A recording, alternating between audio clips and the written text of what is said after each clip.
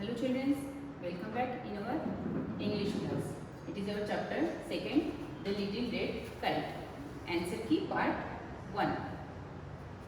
हमने हमारे first part में देखा था, जो हमारा चैप्टर है पूरा कवर किया था. तो क्या था इस चैप्टर में? जो लिटिल रेड काइट है वो जब उड़ने के लिए ट्राई करता है तो वो डरता है, उड़ नहीं पाता है और डर के ज़मीन पर आकर गिर जाता है.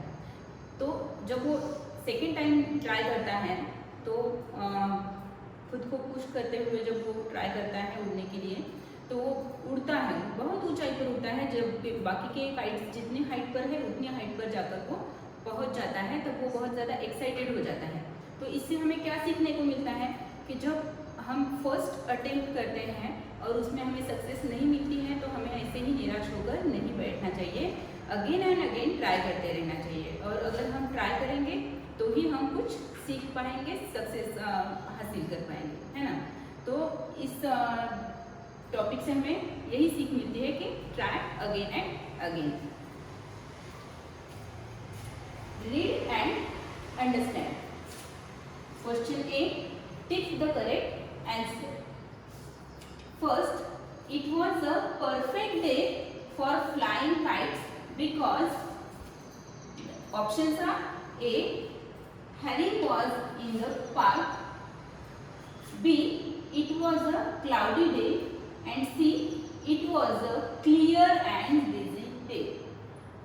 ये it was a perfect day for flying kites because ये जो वो डे था काइट्स उड़ाने के लिए वो परफेक्ट था. क्यों? क्योंकि it was a clear and breezy day. Clear day था और हवा के झोंके भी थे, इसलिए एक परफेक्ट डे था, इसलिए यहाँ पर हमने टिक किया है. Second one, the little red kite trembled because it was option A, afraid of falling, B, feeling cold, C, afraid of the other kites. क्या है question? The little red kite trembled because it was, वो डर रहा था, थरथरा रहा था. क्यों? क्योंकि अफ्रेड ऑफ फॉलिंग, नीचे गिरने से डर रहा था, इसलिए वो कांप रहा था. Third, the red kite felt very excited when, वो बहुत एक्साइटेड, उत्साहित हो रहा था. कब? A, it saw the trees and the bushes, it started flying, meaning first threw it up. कब एक्साइटेड हो रहा था? जब उसने स्टार्टेड किया था फ्लाइंग के लिए. It started the flying. So यहाँ पर हमने टिक किया है. Fourth, all the other kites, option A, welcome the red kite, B, scared the red kite, and C, did not see the red kite. बाकी के जो काइट्स थे उन्होंने क्या किया था? रेड काइट का वेलकम किया था. Welcome the red kite. तो यहाँ पर एक के सामने में टिक करना है. Then fifth, the purple kite was, the purple kite क्या था? Option a small kite, B, mini kite, और C, a huge kite. Purple kite कैसा काइट था? A huge kite. तो यहाँ पर सी के आगे टिक करना है.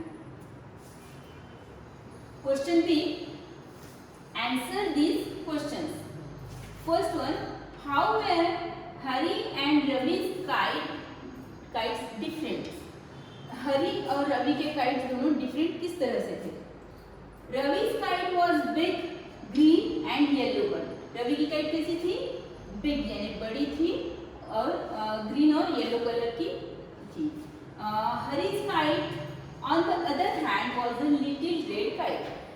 हैरी की काइट कैसी थी? रेड थी और छोटी थी. रवि's kite was brave and flew into the sky as soon as it was thrown up. Ravi की काइट को जैसे ही ऊंचाई पर थोड़ा सा उठाकर फेंका है ऊपर तो वो उड़ने के लिए स्टार्ट हो गई. लेकिन हैरी's little red kite was scared and could not fly. Harry की जो लिटिल रेड काइट थी वो डर रही थी और उड़ नहीं पा रही थी. Second one, which sentence tells you that the little red kite was afraid? कौन सी सेंटेंस से हमें पता चलता है कि लिटिल रेड काइट जो है वो डर रही थी? The sentence, but the little kite just trembled a little and lay down. quickly on the ground tells us that the little red kite was afraid. कौन से सेंटेंस से पता चल रहा है? यहाँ से but the little kite just trembled a little and lay down quietly and lay down quietly on the ground. थोड़ा सा ट्रिबल किया उसने, ऊपर जाने के लिए लहराई और नीचे आकर गिर गई. इस चीज से हमें क्या पता चलता है कि वो क्या कर रही थी? डर रही थी. Question 3. Why did Minnie jump high? What did she tell the kite? Why did Minnie jump high?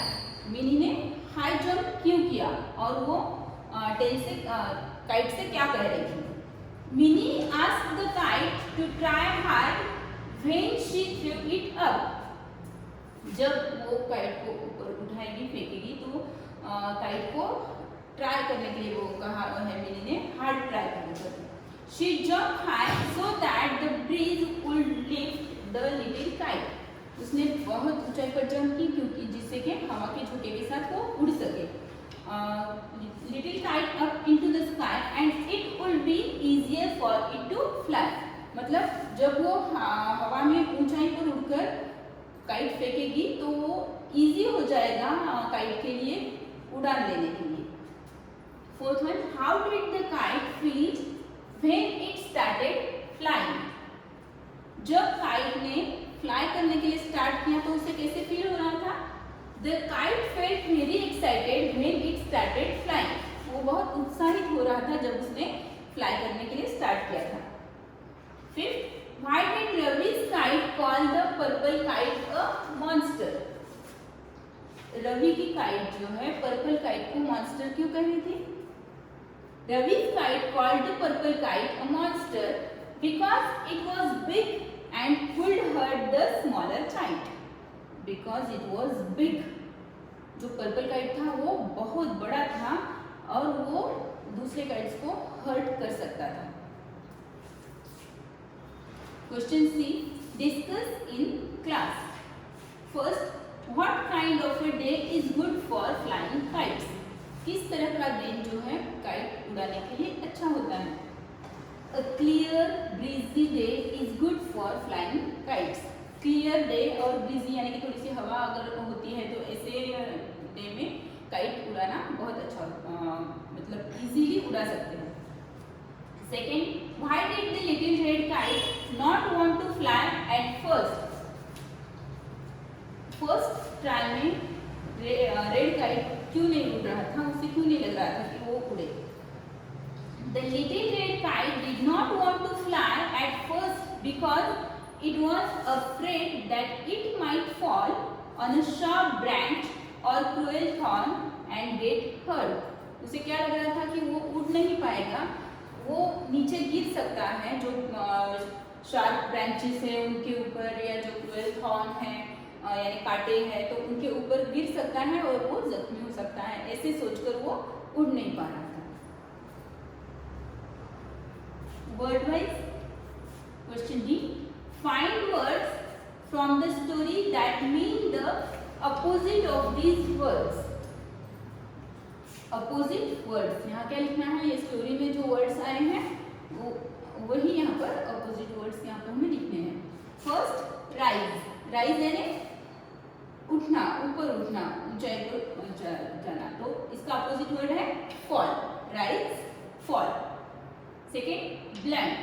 blunt means not having sharp point यानी कि जिसे शार्प पॉइंट एजेस नहीं होता है ऐसे ब्लैंक. इसका अपोजिट है शार्प. थर्ड, लो. लो यानी नीचे और हाई अपसाइड यानी बहुत ऊंचाई पर. फोर्थ, पुल यानी खींचना. पुश धक्का देना. फार. फार के अपोजिट है नियर. फार यानी दूर, नियर नजदीक. Below opposite above. बिलो यानी नीचे, अबाव ऊपर. क्रूएल यानी दुष्ट और काइंड यानी दयावान. लिटिल थोड़ा छोटा, लिटिल यानी छोटा, और ह्यूज यानी कि बहुत बड़ा। आपको ये जो अपोजिट वर्ड्स हैं पूरे लर्न करने हैं with spelling. Question E, what can you do in a playground or a park? Match the column. Playground में या पार्क में आपको क्या करना पसंद है, आप क्या करते हो? Match the columns. यहाँ पर कुछ पिक्चर्स दिए हुए हैं, इनसे रिलेटेड यहाँ पर जो वर्ड्स हैं हमें क्या करना है? मैच करने हैं। अब यहाँ पर जो बॉय है क्या कर रहा है? Sit, first one, sit under a tree, under a tree, tree के नीचे बैठा हुआ है। सेकेंड, प्ले, क्या खेल रहे हैं? यहाँ देखिए ये girl, play tennis. Third, ride, किसकी राइड ले रही है? Bicycle, ride bicycle. Fourth, run around, run around. Spell right. Question F, unscramble the jumbled word and write the correct words on the blank। यहाँ पर कुछ वर्ड्स दिए हैं जो जंबल किए हुए हैं, उनकी स्पेलिंग्स करेक्ट करके हमें उन्हें करेक्ट करके लिखना है। फर्स्ट है SSGRA, इससे कोई मीनिंगफुल वर्ड हो रहा है क्या? नहीं, तो यही लेटर्स को हमें रीअरेंज करके मीनिंगफुल वर्ड लिखना है। तो GR, देखिए GRASS, ग्रास, तो ये क्या हो गया? एक मीनिंगफुल वर्ड हो गया। लेटर्स सेम लिए हैं हमने, यहाँ पर कोई भी लेटर हमारे दिल से डाला नहीं है। यहाँ पर जो लेटर्स है सिर्फ उन्हीं को रीअरेंज करके एक मीनिंगफुल वर्ड बनाकर यहाँ पर लिखा है। तो ये क्या हो गया? ग्रास। अब SHUB, इसका मीनिंग नहीं निकलता है तो हमें इसे रीअरेंज करना है। BUSH, bush, BUSH, bush. Then third, TEKI, अब KITE, kite, KITE, kite. Fourth one is PLEPUR, यहां से कुछ मीनिंग निकल रहा है? कुछ भी नहीं, तो इसे हम रीअरेंज करेंगे। PURPLE, purple. Then fifth one LUERC, इसे रीअरेंज करेंगे CRUEL, cruel. Sixth one KYS, इसे रीअरेंज करेंगे SKY, स्काई। यानी कि लेटर्स सेम है, सिर्फ उसे रीअरेंज करके मीनिंगफुल वर्ड्स बनाने हैं। Okay, here we have completed our some part of exercise. In our next video we will see the remaining part of exercise. Meanwhile you have to write these question answers in your notebook. Thank you.